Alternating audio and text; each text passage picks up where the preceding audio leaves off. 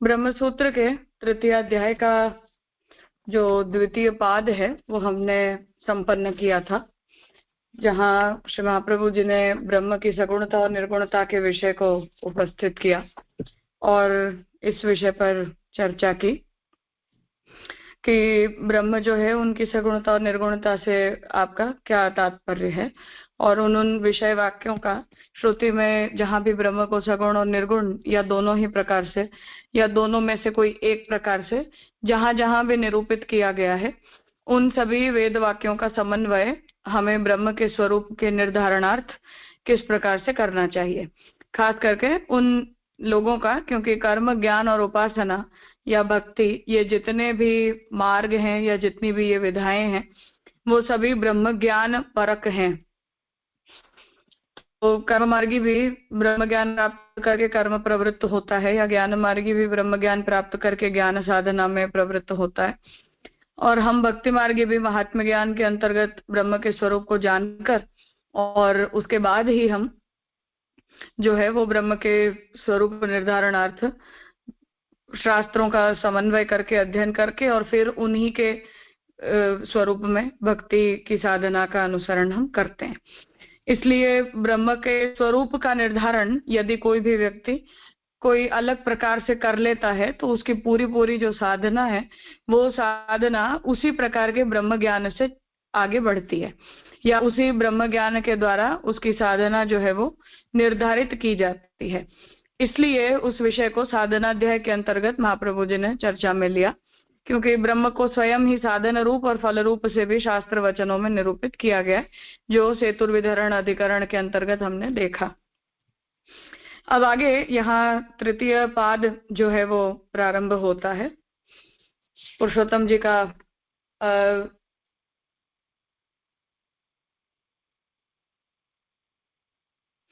पुरुषोत्तम जी ने वहां उसका निरूपण जो है वो इस प्रकार से किया था कि ब्रह्म जो है उन्हीं के अंतर्गत ये सभी शास्त्र वचन समन्वित होते हैं।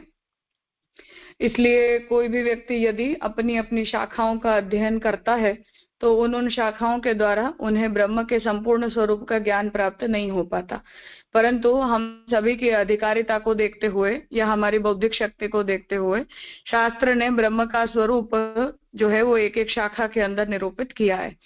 तो हम जब भी साधन करते हैं या ब्रह्म के स्वरूप को जानते हैं तो अपनी अपनी शाखा के अनुसार जानते हैं। ऐसी एक व्यवस्था शास्त्र के द्वारा निर्धारित है, जिस पर पूर्व पक्ष से ये विचार उपस्थित हुआ कि ऐसी स्थिति में हर व्यक्ति को ब्रह्म का अपूर्ण ज्ञान ही होता है।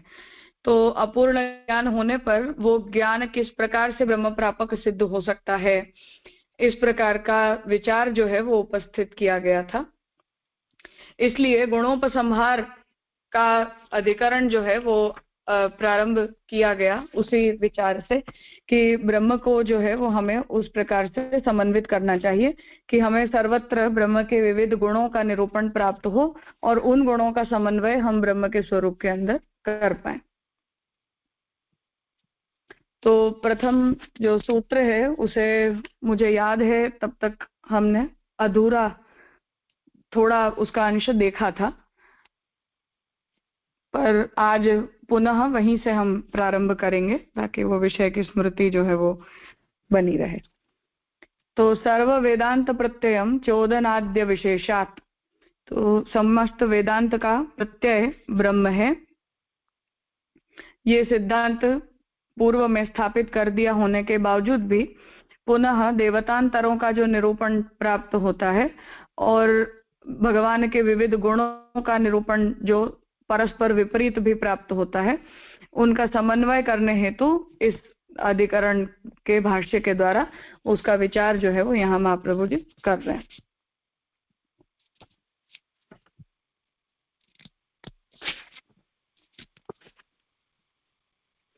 पूर्व पाद में जड़ जीव धर्मों का निराकरण करते हुए ब्रह्म के शुद्ध सच्चिदानंद रूप का निरूपण किया गया। अब इस पाद में ब्रह्मगत धर्मों पर विचार करते हैं। यदि उनके वे सारे धर्म एक ही वाक्य में एक ही स्थान पर वर्णित होते तो विचार करने की आवश्यकता नहीं थी, क्योंकि उनमें तो कोई विरुद्धता होती नहीं। तो यहाँ ये पूर्व पाद के साथ इसका समन्वय कर रहे हैं कि जड़ जीव के जितने भी धर्म हैं वो सभी ब्रह्म के अंदर दृष्टिगत होते हैं कार्य रूप होने के कारण, और ब्रह्म उन सभी के प्रति उपादान कारण होने के कारण, परंतु फिर भी ब्रह्म का निरूपण सच्चिदानंद रूप से किया गया है। अब ये जो पाद है उसके अंदर ब्रह्म के जो विविध धर्म हैं उन धर्मों पर विचार यहाँ करना चाहते हैं। उसमें समस्या क्या हो रही है उस विचार में उसे उपस्थित कर रहे हैं कि ब्रह्म के जितने भी धर्म या ब्रह्म का पूरा पूरा स्वरूप,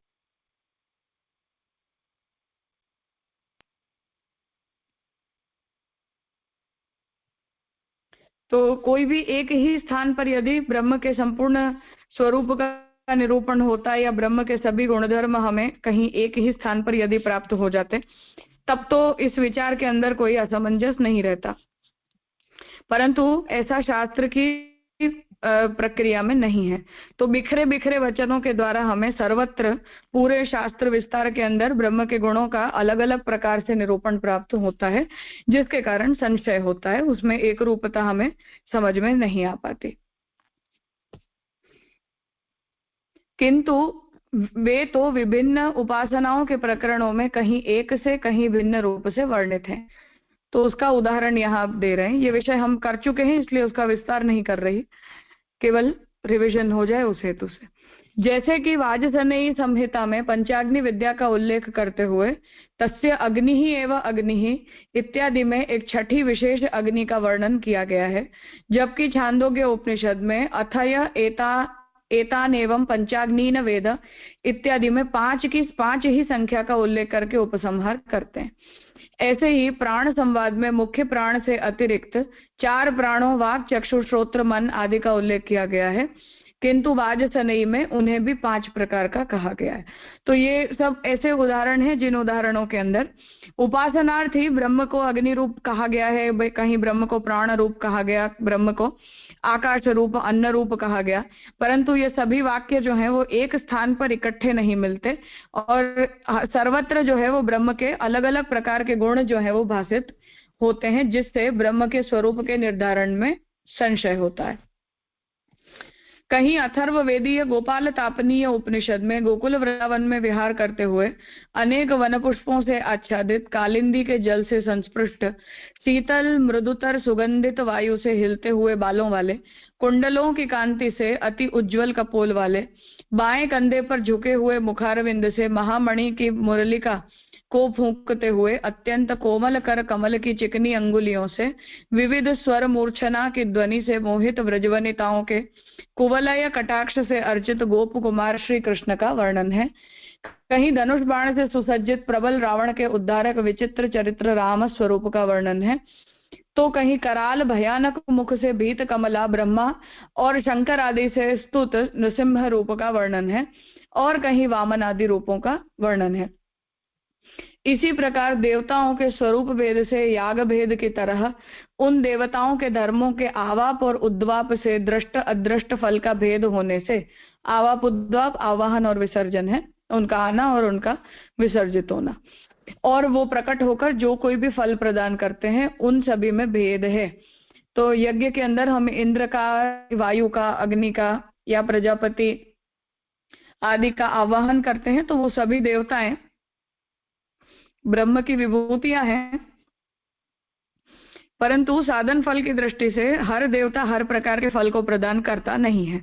तो कर्मकर्ता की जो कोई भी प्रकार की फल प्राप्त करने की आकांक्षा होती है, तो अपने फल की सिद्धि के लिए वो उसी देवता का आवाहन करता है।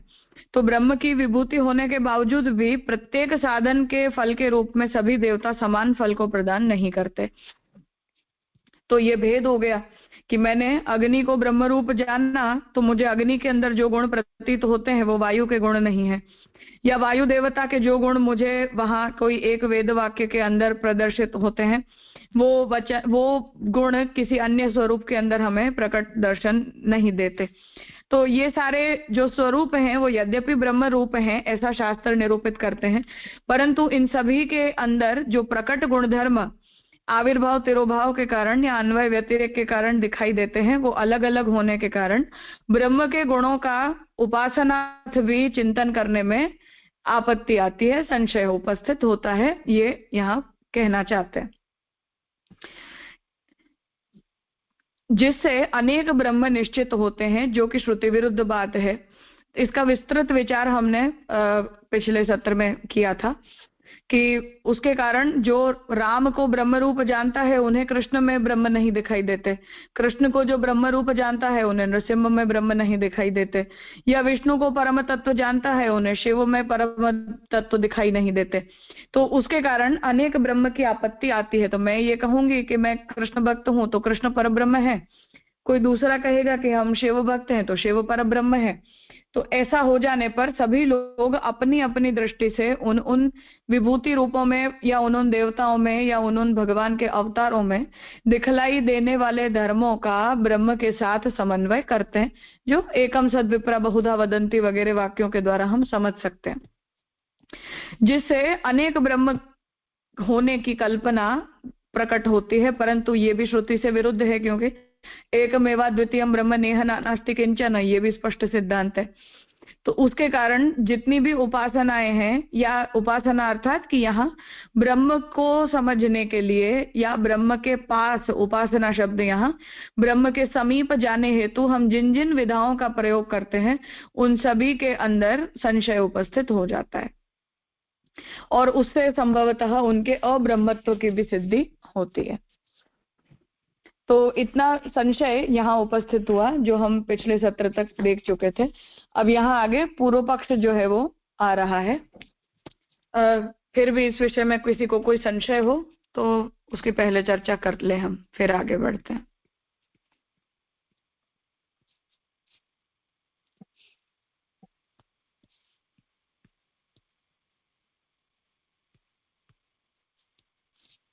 जी कहिए। दंडवत प्रणाम जी। जी अभी जैसे आपने कहा ना, ये जो बात है, जैसे माने ब्रह्मा शंकर नरसिंह रूप का वर्णन, कहीं वामन रूप का, तो आपने कहा कि जो स्वरूप ब्रह्म के उनमें यद्यपि जो भी उनमें गुण है वो आविर्भाव तिरुभाव से, माने उस अवतार में अथवा अन्वय व्यतिरेक से हम देखते हैं, तो वहाँ कुछ भेद है, वो जैसे स्पष्ट क्यों हुई बात मेरे, जैसे अपन मतलब वहाँ आविर्भाव तिरुभाव तो अन्वय व्यतिरेक से जो देख रहे हैं उससे उपासना में क्या कंक्लूजन आ रहा है, मतलब डिफरेंस क्या हो रहा है, कंफ्यूजन वो मेरे को क्लियर नहीं हो पा रही। डिफरेंस ये हो रहा है कि वही तो मैंने बताया कि मैं राम को परब्रह्म मानती हूँ तो मैं शिव में परब्रह्म को नहीं देख पाती हूँ, या जो शिव को परब्रह्म मानता है और शिव से जो कोई भी फल प्राप्त करना चाहता है उसे कृष्ण के अंदर फल रूपता दिखाई नहीं देती है। तो मेरा परब्रह्म कृष्ण है और दूसरे व्यक्ति का परब्रह्म शिव है, तो दो परब्रह्म हो गए ना। और मुझे कृष्ण से फल चाहिए वो शिव नहीं दे सकते, और शिव से किसी को जो फल चाहिए वो कृष्ण नहीं दे सकते, तो भेद हो गया। बाकी हैं तो दोनों ही ब्रह्म फिर भी। ऐसे यज्ञ के अंदर भी यही है। तो शास्त्र जब साधन का विधान करते हैं तो वो ये कहते हैं कि तुम्हें स्वर्ग चाहिए तो इन देवता का आवाहन करो, तुम्हें पुत्र प्राप्ति करनी है तो इनका आवाहन करो। तो मुझे पुत्र प्राप्त करनी है तो मैं स्वर्ग देने वाले देवता का आवाहन करूंगी तो वो मुझे पुत्र नहीं देंगे, या मुझे स्वर्ग प्राप्त करना है तो पुत्र प्रदान करने वाले देवता का आवाहन करने पर मुझे उसके द्वारा स्वर्ग की प्राप्ति नहीं होगी। जबकि सब देवता भगवत विभूति हैं, फिर भी साधन और फल का भेद हो जाता है ऐसे। जी जी, मतलब वो तो बात बिल्कुल समझ आई, पर उससे उपासना विषयों का ब्रह्मत्व कैसे सिद्ध हो रहा है, क्योंकि जैसे जिसको जो रूप में चाहिए उस रूप में उपासना का विधान कर ले वो, तो वो पर सारी उससे उपासना चलता कैसे नहीं है कैंसिल हो। ना, सारी उपासना उससे इसलिए कैंसिल होती है कि ब्रह्म के एक स्वरूप का उससे कोई निर्धारण हो नहीं पा रहा, और ऐसी द्वैत भाव वाली बुद्धि से मोक्ष सिद्ध नहीं होता है, तो उपासना व्यर्थ हो गई ना।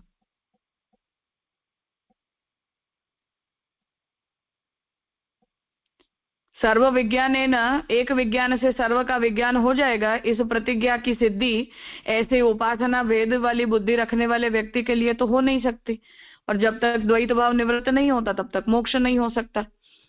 तो केवल सकाम फलों की प्राप्ति ही उपासना से होती है, मूल मोक्ष फल की प्राप्ति नहीं होती, जैसा शंकराचार्य जी कहते हैं वो सिद्ध हो जाएगा ना।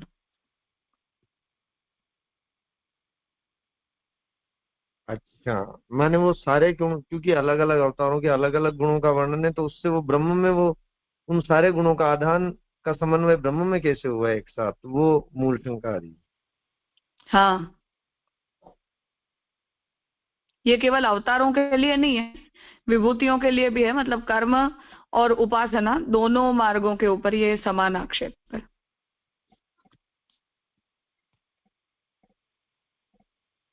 तो और इसी तरह से ये जो पहले जो सारी बात आई, मतलब जैसे जैसे कहीं वहां तो इस संदर्भ में ना कि जैसे कहीं अग्नि रूप से निरूपित है, कहीं प्राण रूप से, कहीं जल रूप से, पर वो एक प्लेस पे नहीं है मतलब।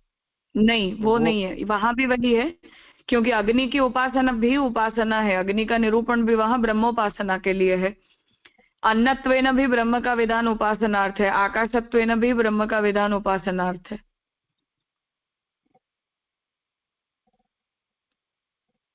अच्छा, तो वही बात आ गई मतलब कि वो अलग अलग जो अलग अलग उल्लेख आ रहा है, तो फिर एक साथ सारे गुण कैसे माने जाए ब्रह्म में? उससे एक का निर्धारण निश्चित हाँ नहीं हो रहा मतलब। हाँ। जी जी, क्लियर हो गया, धन्यवाद। हम्म। हाँ स्वाति। दंडवत प्रणाम राजा। राजा, एक तो ये जो आ रहा है ना कि वात्सायनी संहिता, तो वात्सायनी तो वो तो बृहदारण्य उपनिषद की बात है ना? संहिता की बात है, उपनिषद की नहीं।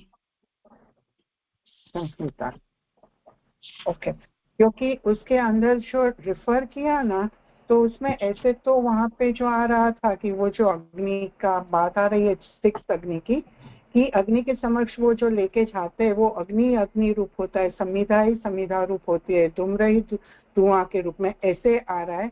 और जो छांदोग्य उपनिषद की बात आ रही है, वहां तो वो राजा जो क्वेश्चन पूछ रहे हैं श्वेत केतु को, तो वाकई हिसाब से पंचाग्नि जो कह रहे हैं कि ध्रुवलोक, पर्जन्य, पृथ्वी, पुरुष, स्त्री वगैरह कैसे नया जन्म होता है, तो टॉपिक डिफरेंट नहीं हो जाता है, खाली अग्नि ही कॉमन शब्द है, बाकी टॉपिक अलग नहीं हो जाते। टॉपिक भी अलग होता है, उसका कर्म या ज्ञान के अंदर प्रयोग भी अलग प्रकार से होता है, उसके में फल भेद भी हो जाता है, सब कुछ हो जाता है। और वहां भी अग्नि एक नहीं है, अग्नि भी जैसा आवाहन किया है उसके अनुसार अलग अलग हो जाती है। तो फिर अलग अलग हो जाती है, तो यहाँ कंपैरिजन, ये दोनों एकदम अलग, कॉन्ट्राडिक्ट मीन्स कंप्लीटली डिफरेंट जो चैप्टर्स है, तो उनकी कंपैरिजन क्यों कर रहे हैं संशय में, वो क्वेश्चन है। वो इसलिए क्योंकि पंचाग्नि विद्या की भी बहुत सी प्रक्रियाएं सभी शास्त्रों में, मतलब उपनिषदों के अंदर देखने मिलती है। तो हर उपनिषद के अंदर पंचाग्नि विद्या को एक ही प्रकार से निरूपित नहीं किया गया है। तो कोई व्यक्ति पंचाग्नि विद्या है ऐसा देखकर शास्त्र के 2 प्रकरणों को देखेगा तो उसे संशय हो जाएगा कि मैंने वहां पढ़ा था तो ऐसा लिखा था, और वेद के दूसरे खंड को देखा तो उसमें वही पंचाग्नि विद्या अलग प्रकार से कही गई है, इसलिए। ओके जी राजा, क्लियर है, धन्यवाद प्रणाम।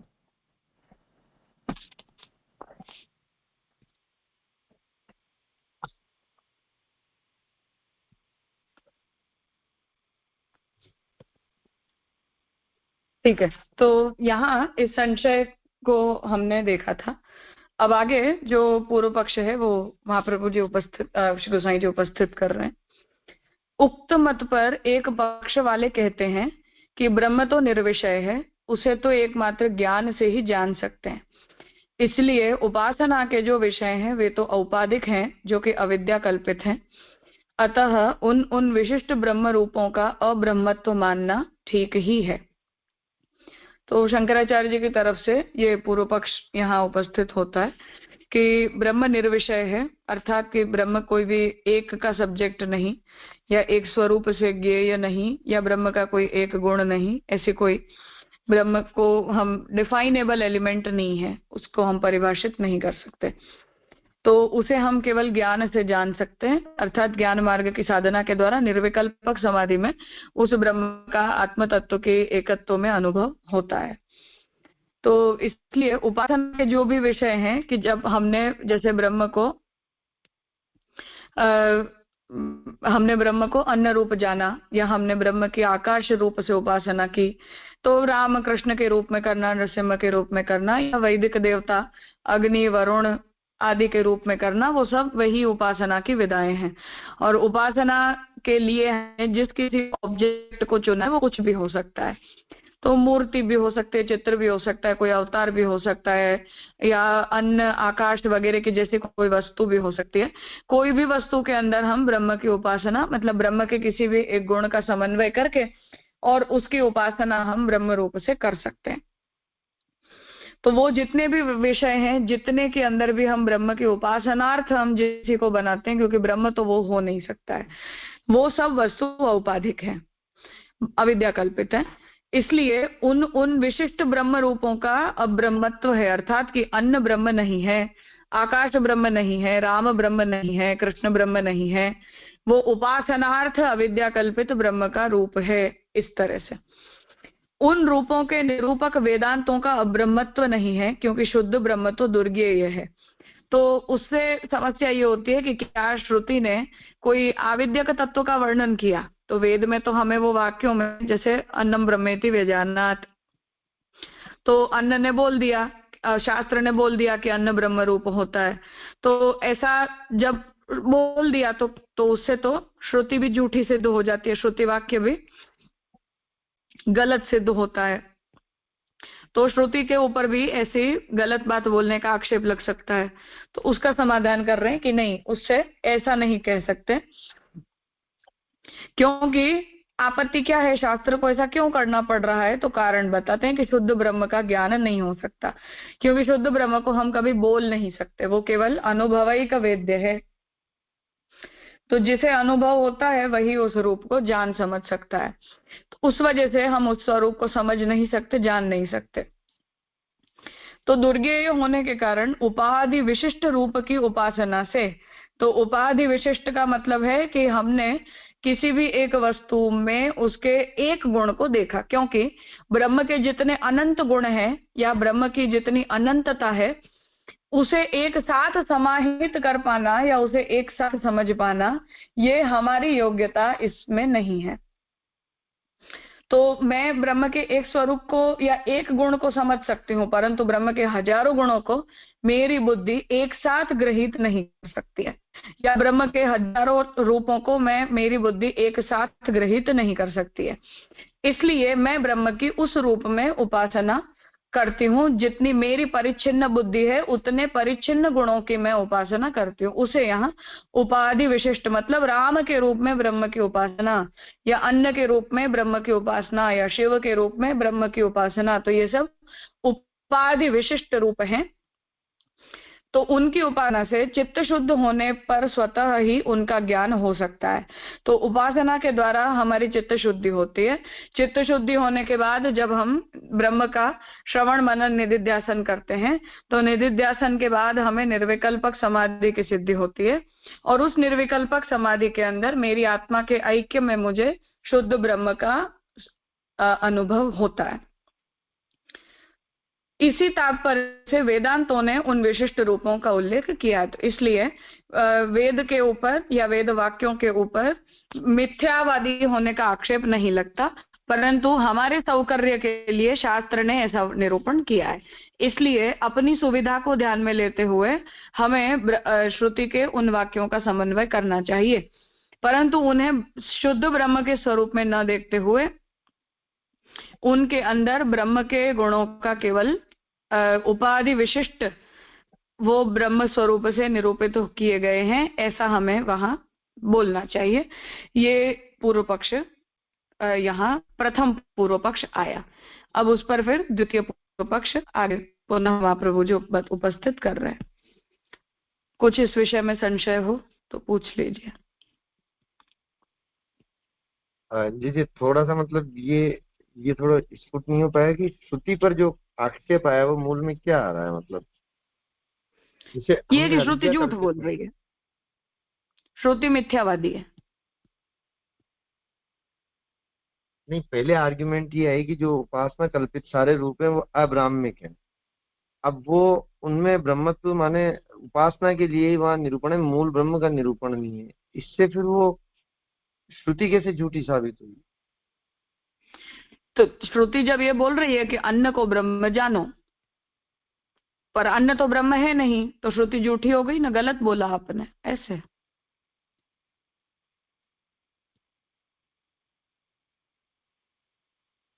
अच्छा, और जैसे उसका जो समाधान आया कि शुद्ध ब्रह्म तो समाधि में जाना जा सकता है करके, वो श्रुति जो बता रही है मतलब वो तो जैसे वर्बल है, वो समाधि गम्य नहीं, क्यों?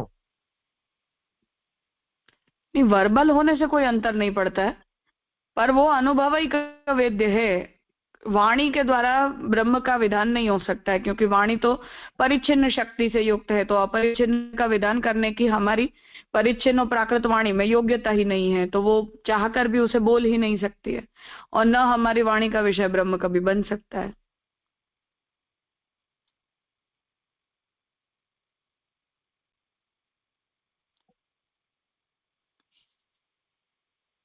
तो माने आक्षेप श्रुति पे इसलिए नहीं आएगा कि श्रुति जो कह रही है वो सच कह रही है, लेकिन वो अनुभव गम्य होगा तब ये पता चलेगा कि कैसे अन्न ब्रह्म नहीं है, कैसे नहीं प्राण नहीं ब्रह्म है। नहीं नहीं, गलत बात, गलत बात।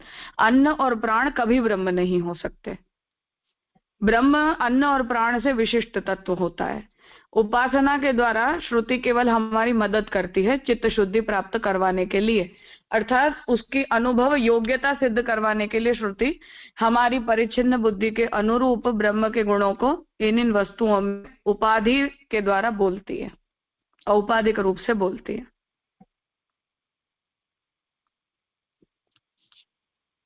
जैसे बच्चे को हम गाय का परिचय करवाने के लिए गाय का खिलौना दिखाते हैं, या शेर का परिचय करवाने के लिए शेर का खिलौना दिखाते हैं, तो हम उसे जंगल में जाकर तो शेर नहीं दिखा सकते कि देखो ये रहा शेर, पर हम उसे हाथ में शेर का खिलौना लाकर बोलते हैं कि ये शेर है, देखो इससे इसे शेर समझना चाहिए, पर हमें भी पता है कि वो खिलौना शेर नहीं है।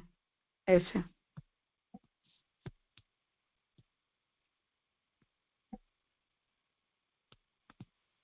माने श्रुति जो भी विधान करी है वो मूल में केवल हमारे उपास मतलब उससे हम केवल वो उपासना तक का और चित्त शुद्धि तक का ही विधान प्राप्त कर सकते हैं।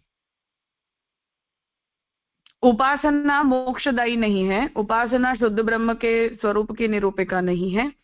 उपासना के द्वारा केवल और केवल हमारे चित्त की शुद्धि होकर ज्ञान प्राप्ति की योग्यता हमारे अंदर आती है, केवल इतना ही उपासना का रोल है। अच्छा, तो माने जहां जहां वो जो बात बताई जा रही है कि उपासना कल्पित रूपों की जो साधना का जो विधान है उसका तात्पर्य मूल में वो चित्त शुद्धि तक है, उसके बाद जब समाधि प्राप्त होगी श्रवण मनन निधिध्यासन से तो सच्चा ब्रह्म ज्ञान होगा। हाँ, तो फिर जैसे मतलब इस अर्थ में शांकर मत में जितनी श्रुतियां हैं वो भी एक तरह से सगुण ब्रह्म परक ही है मतलब। एक तरह से नहीं, शुद्ध प्रकार से 100%।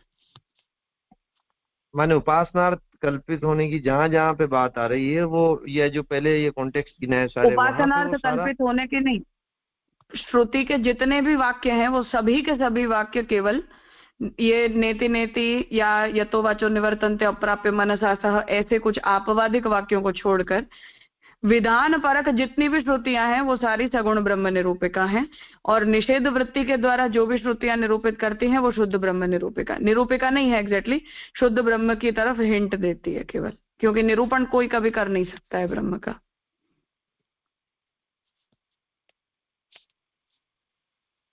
अच्छे से तो नई बात पता चली, माने वो निर्गुण ब्रह्म परक भी केवल वो हिंट ही दे रही है, क्योंकि वो तो फिर क्योंकि अगर वाणी से निरूपित हो गया तो बात वहीं आ गई जो मूल आपस हाँ, की उससे है। वो परिच्छिन्न हो जाता है। हाँ, अच्छा, ये सब बहुत साफ चीज, मैं तो यही समझ रहा था कि वो निर्गुण ब्रह्म परक को तो मान ही रहे हैं, लेकिन वो भी आज पता चली कि निर्गुण वो ब्रह्म हिंट ही परक दे कोई रही है। श्रुति कभी हो ही नहीं सकती है, क्योंकि अगर आपने बोल दिया तो वो स्वतः सगुण हो गया, वो निर्गुण रहा ही नहीं। तो एक तरह से सारा वेद ही मतलब इस तरह से ही हो गया शांकर मत में तो। हाँ, स्वरूपतः तो वेद को मिथ्या ही माना गया है ना, क्योंकि है तो शब्द मात्र ही।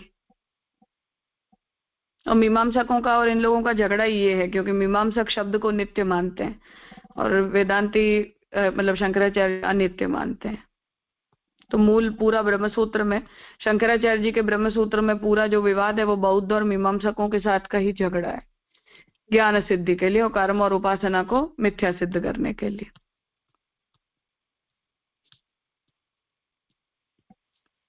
जी ये बहुत सुंदर, धन्यवाद प्रणाम।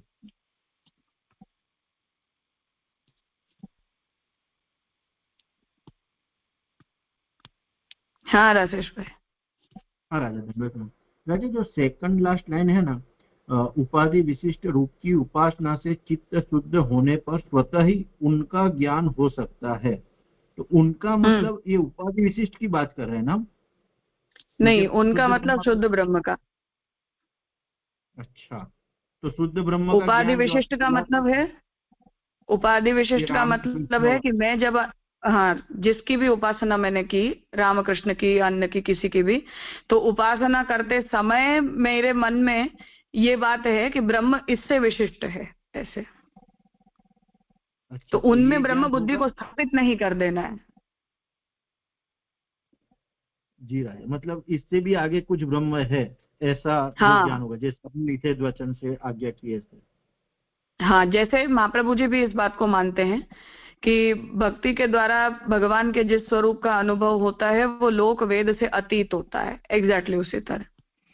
तो प्रमेय प्रकरण में संदर्भ अलग है, पर महाप्रभु जी का भी यही मत है कि वेद में जिस ब्रह्म का निरूपण हुआ है वही भक्तिगम्य नहीं होते, क्योंकि वो तो श्रुति भी इस बात को कहती है कि हम तो पूरे ब्रह्म का वर्णन कर ही नहीं सकते, वो तो ब्रह्म का 1/4 है, तो 3/4 तो शेष ही रहता है जिसका ज्ञान हमें नहीं हो पाता।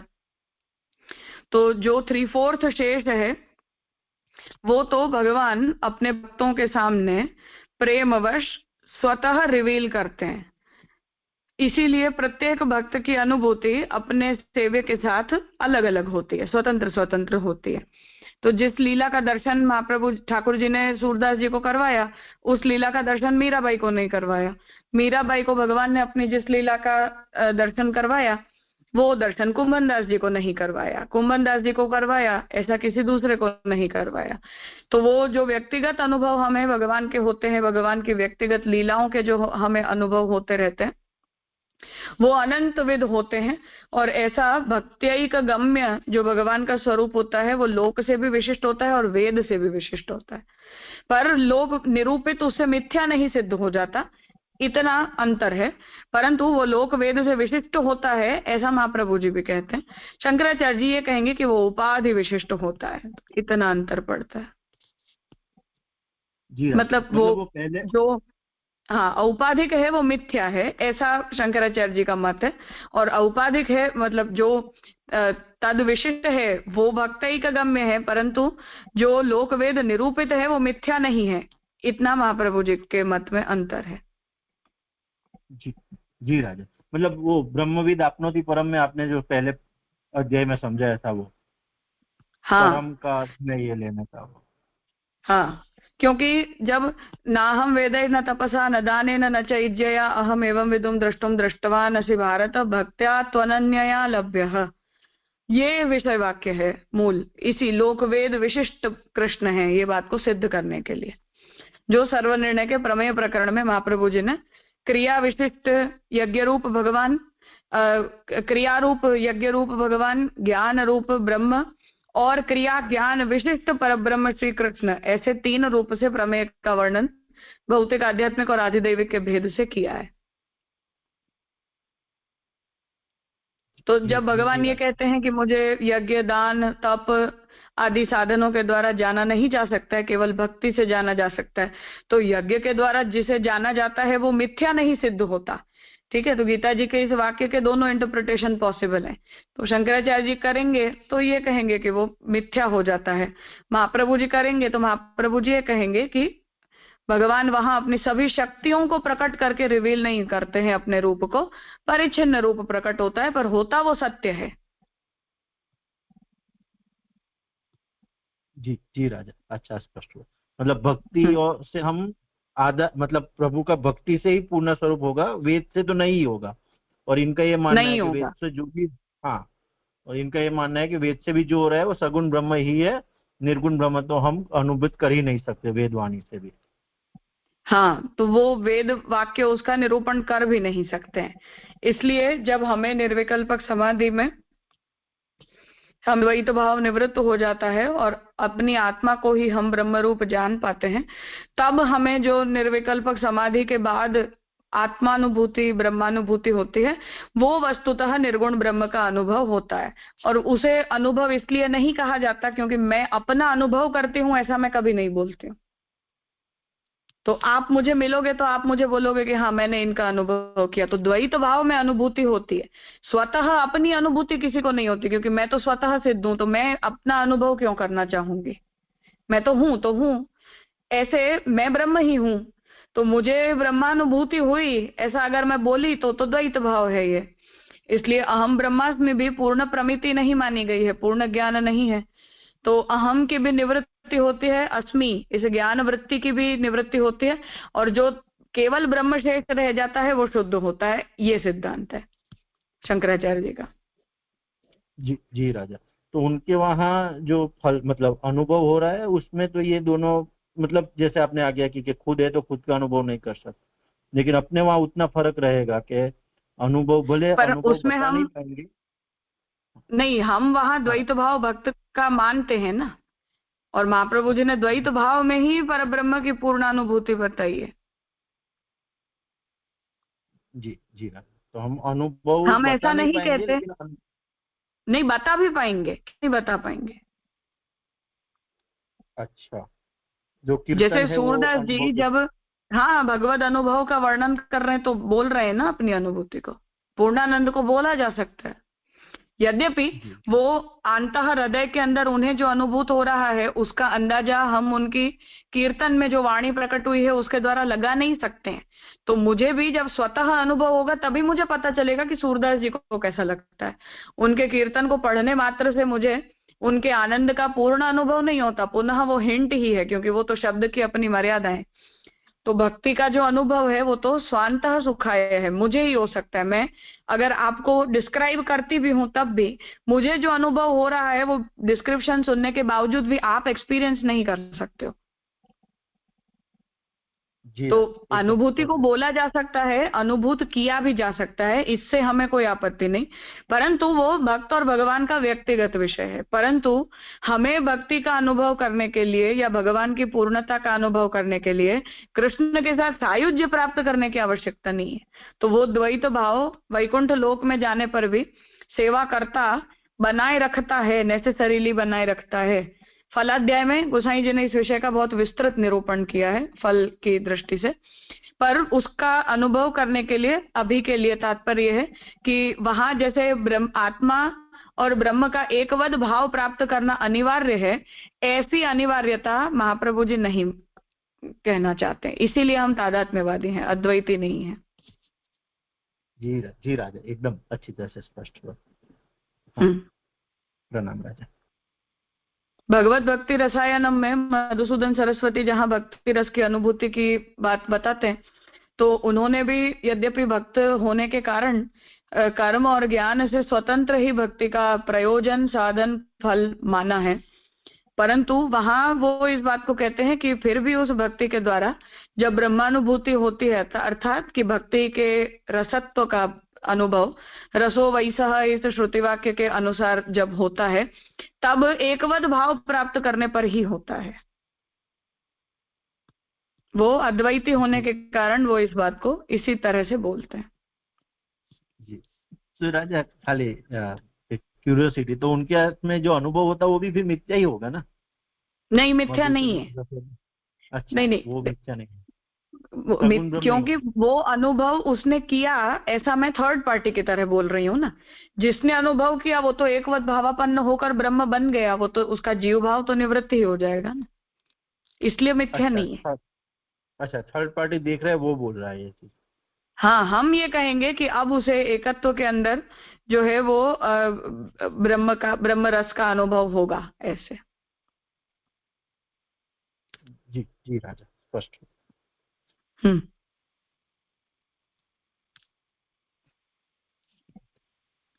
जैसे गजन धावन की बात अपन कहते हैं कि उनको मानसी सिद्ध हो गई या उनको प्रभु के अलावा कुछ दिख ही नहीं रहा था या सोचते नहीं है, वो जो हम कहते हैं वैसे आप बता रहे हो कि जो थर्ड पार्टी को अनुभव होगा उसको ऐसे होगा।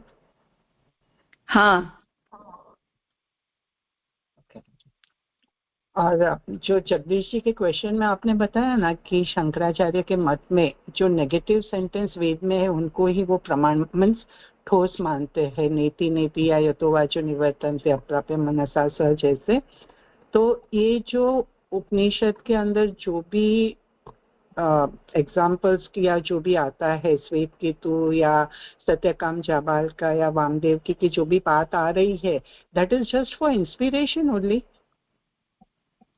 नहीं, इंस्पिरेशन नहीं है, वो तो केवल मानस अनुभूति है, पूर्णानुभूति का वर्णन नहीं है। अच्छा, ओके ओके।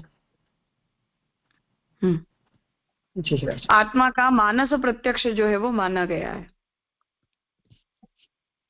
नैयायिक बोलते हैं उसे मानस प्रत्यक्ष कहते हैं, क्योंकि इंद्रियगत प्रत्यक्ष तो आत्मा का कभी किसी को हो नहीं सकता है, क्योंकि वो इंद्रिय से प्रत्यक्ष योग्य पदार्थ नहीं है, पर उसका मानस प्रत्यक्ष होता है। ये नैयायिकों का सिद्धांत है, यद्यपि हम नहीं मानते, पर न्याय का सिद्धांत है। तो योगी को अपनी सविकल्पक निर्विकल्पक समाधि की अवस्था में आत्म तत्व का जो अनुभव होता है वो उसका मानस प्रत्यक्ष बोला जाता है, इंद्रियगत प्रत्यक्ष नहीं बोला जाता।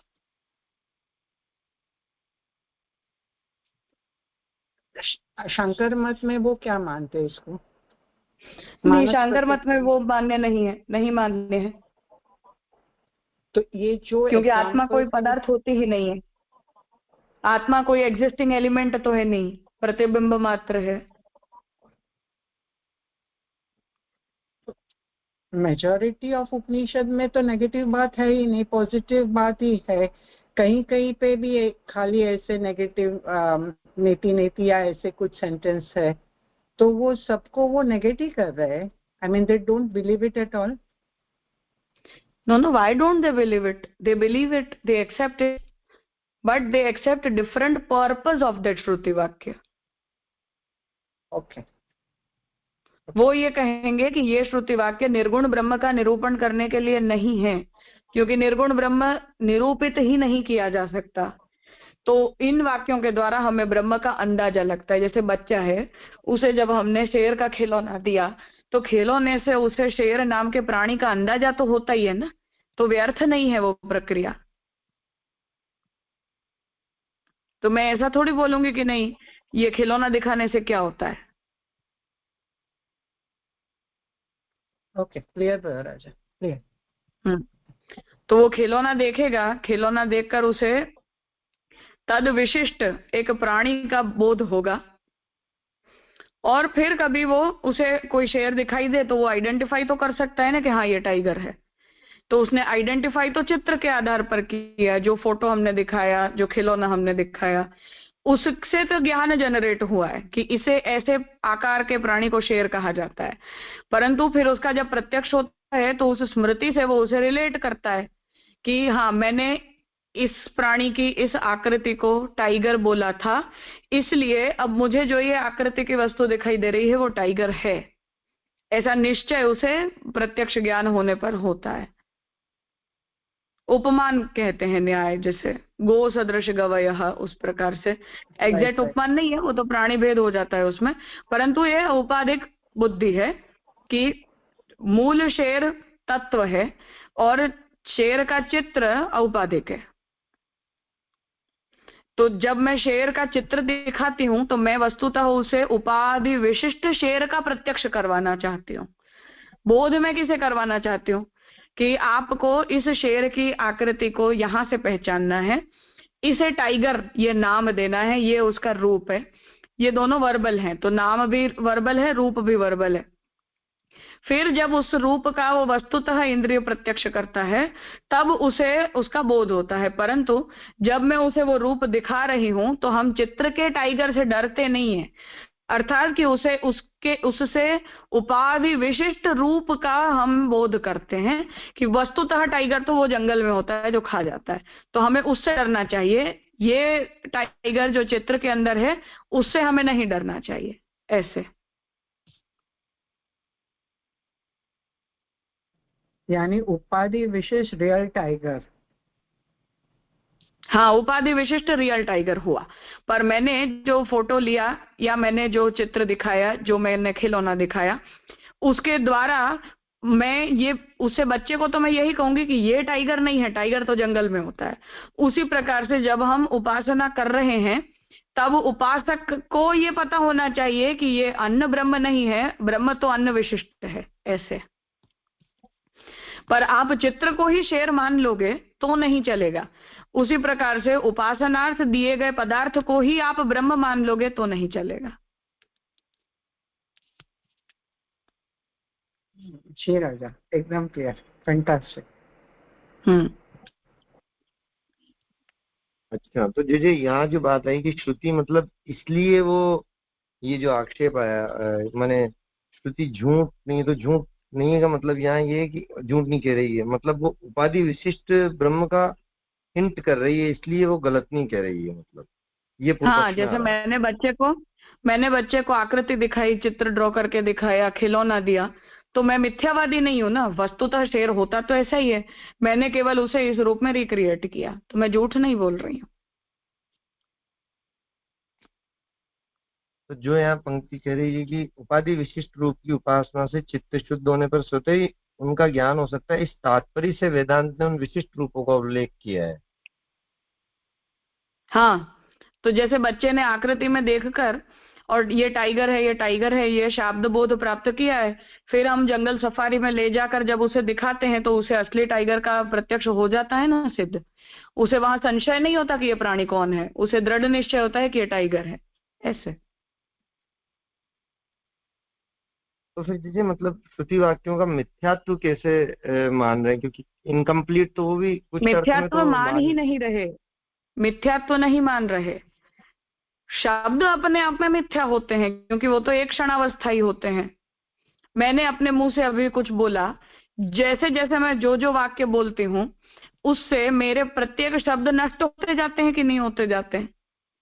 मैंने आज ये हमने क्लास किया अभी, तो 5 मिनट के बाद जब हम इस क्रम को संपन्न करेंगे तो ये भूतकाल हो गया कि नहीं हो गया, तो नित्य नहीं रहे, अनित्य हो गए। ऐसे वेद भी अनित्य है, स्वरूपतः तो अनित्य ही है। प्रलय हो जाएगा तो बचेंगे क्या?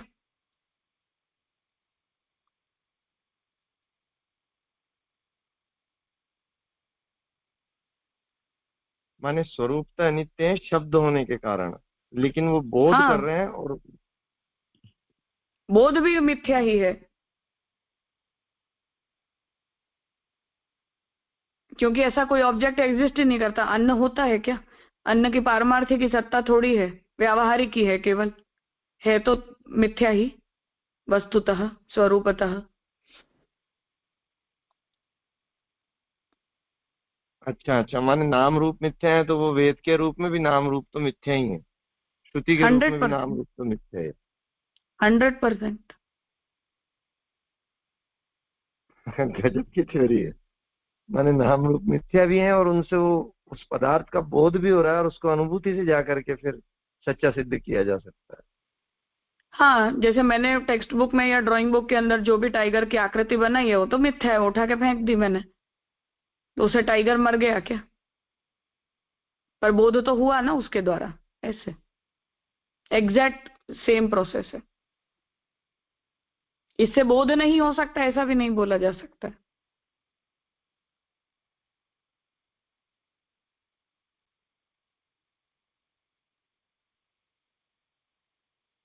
जी जी जी, इसको तो आज बहुत रहस्य पता चले शंकर में। प्रणाम। इसीलिए श्यामगुप्ता जी ये कहते हैं कि शंकर भाष्य पढ़े बिना महाप्रभु जी का भाष्य समझा नहीं जा सकता है कभी भी, क्योंकि महाप्रभु जी की प्रत्येक पंक्ति उनके वाद की ओर इशारा करती है अल्टीमेटली। राजा आपको ही पढ़ाना है ना हमको। क्या शंकर भाष्य पढ़ना है? हाँ, थोड़ा थोड़ा, भी ज्यादा तो पता नहीं है, लेकिन थोड़ी चांच डूबे उतना तो पढ़ाना पड़ेगा। वो साथ साथ में हम करते जाते हैं तो ऐसे तो समझ में आ ही रहा होगा। बाकी अलग से तो उनके प्रकरण ग्रंथों को देखने से ही होता है, पर फिर वो संदर्भ से हमें हर हमेशा याद आने चाहिए। बाकी फिर उसका ये है कि प्रत्येक सूत्र के ऊपर शंकर भाष्य देखा जाए, फिर वल्लभ भाष्य देखा जाए, या सभी के भी देखे जाए, रामानुजाचार्य जी, मध्वाचार्य जी, सभी के।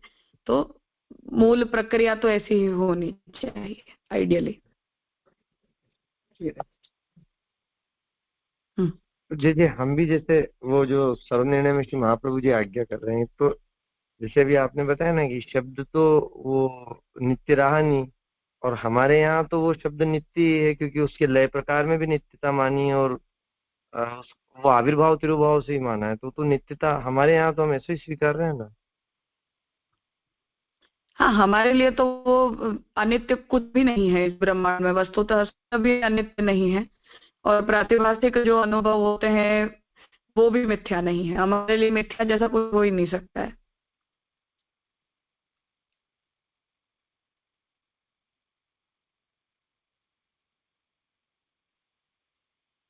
हाँ जी जी जी, स्पष्ट हो गया।